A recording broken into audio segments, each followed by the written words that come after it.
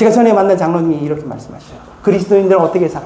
그리스도인의 증거는 무엇인가? 그리스도인이 살아야 삶의 방향이 무엇인가? 하나님의 법과 율법을 잘 지키는 것이다. 하지 말라는 걸 하지 않고 해야 될 것을 해야 되는 게 그리스도인의 삶이다. 그는 이 의지를 되게 강조했어요. 그래서 장로님이 그렇게 말씀하셨어요. 그래서 그는 늘 그 기준과 잣대로 사람을 보는 거예요.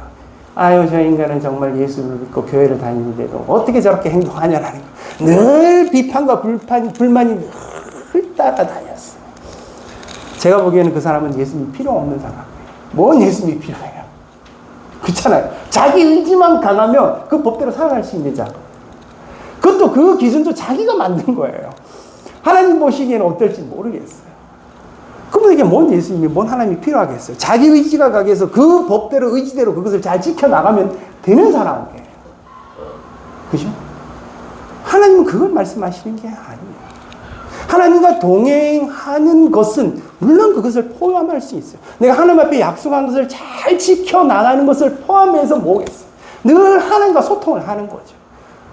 하나님께 묻고 하나님의 음성을 듣고 하나님의 뜻을 따르려고 노력하고 하나님의 도우심을 경험하고 하나님의 인도하심을 경험하고 하나님의 살아계심과 하나님의 놀라우심을 찬양하기도 하고 내 안에 정서적인 감정적인 그런 변화들도 일어나고 그래서 하나님이 좋고 하나님이 즐겁고 하나님을 기뻐하고 이런 것이 내 안에 일어나는 소통이 있는 거예요.